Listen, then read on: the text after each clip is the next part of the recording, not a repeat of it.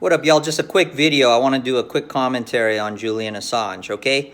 Julian Assange has been in an Ecuadorian prison, they say embassy, but he's been pretty much locked up without Wi-Fi or anything else, or even medical care, for about 7 years. And now they have released him from that embassy, and as soon as he walked out, well, basically they evicted him.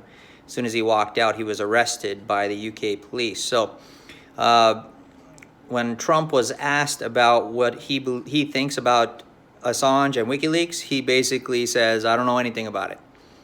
What I take that to mean is there are investigations now. They're going to verify who he is.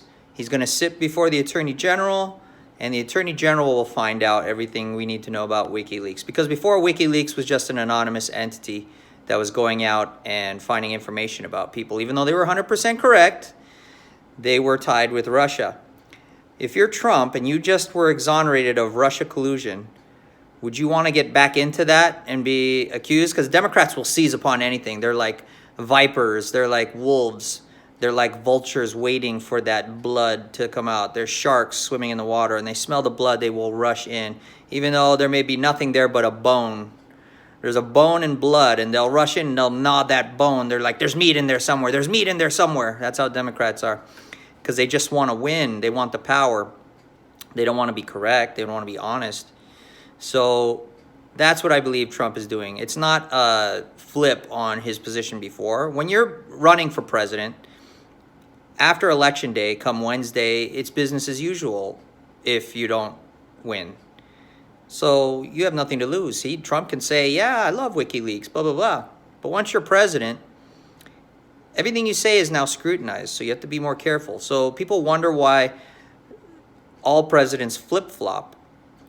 You have to go back to scriptures and say, ye shall know them by their fruits. So look at what they're doing, not what they're saying. And you'll know their position on things. Sometimes they do things that will try to throw you off, because once you're president, it's war.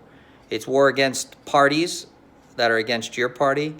It's and other factions in your own country. So there are domestic issues that create war, and it's international. You have to deal with trade issues with like China and Japan, Saudi Arabia, Brazil, you know, all these different countries you got to deal with. And then there are also terrorist elements internationally. So presidency is war. And you know that because presidents die, they get assassinated. So knowing that, you should understand that a president has to be intelligent about the way he speaks, about the way he walks, about the way he talks. You know, all that stuff, he has to be very careful. His mannerisms, even if he sneezes, the media will catch a still of him mid-sneeze, and they'll use it as a meme that he is retarded or something. Like, he'll be like, achoo, right? They'll catch the part, right? And they'll use it as a meme that your president is retarded. So you have to understand the kind of world we live in. It's a propaganda world. And you, as a freedom fighter, if you want freedom, not socialism, freedom, where you are able to make your own money without the government telling you how to spend it, how to use it, whatever. And you can make money because the economy is so sound, nobody's manipulating the economy, that you can get a job, that you can take care of your family freely. That is what a freedom fighter is. You fight for those things. You should be able to have guns if you want. Most people, like, I'm a gun owner. I don't want to have guns. I just want to have guns for fun. But I realize we live in a psychotic world that's war. Everything is war. Everything is, I got to fight you on this. I got to resist. I got to that. As long as there are people like that, you will need some form of self-defense. In the end, the wielder of the tool is the self-defense weapon.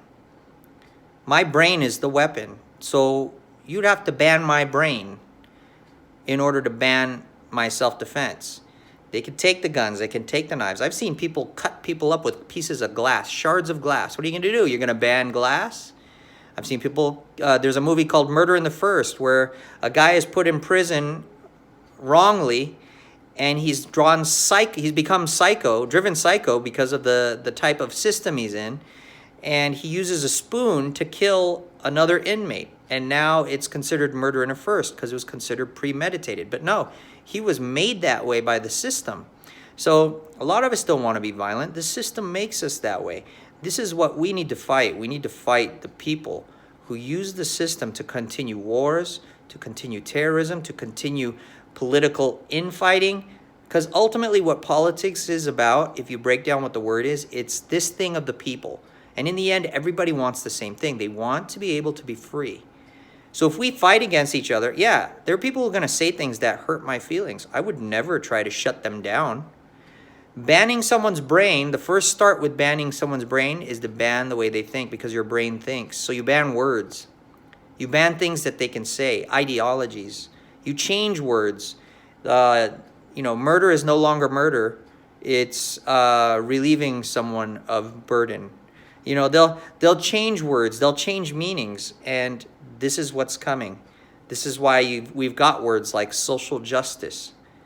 Well, what's so just about controlling people and creating this false narrative of climate change created by mankind? Climate change is a phenomenon from the sun. That would be like saying mankind controls photosynthesis in plants. Nope. Mankind doesn't control photosynthesis in plants. Photosynthesis is a natural chemical reaction that happens when sunlight touches the plant. So plant change is not man-made. It is natural. If you believe in God, it is God created, and I believe in God. So I believe God created that system, because I don't believe complex systems just come out of a big explosion, like a Big Bang. Big Bang, actually, most Big Bangs in my experience create disarray. Like if your house explodes, it doesn't create a mansion. If your car explodes, it doesn't create a Rolls Royce or a Bentley. You don't get something more complicated from an explosion. So all these leftists that try to create this Big Bang evolutionary theory are really Big Banged in their mind. So that's my comment. And I will come back about economic stuff later. But yeah. God save WikiLeaks and watch over Julian Assange. We need to fight for his right to speak, even if we don't agree. He needs to be healthy. Take care.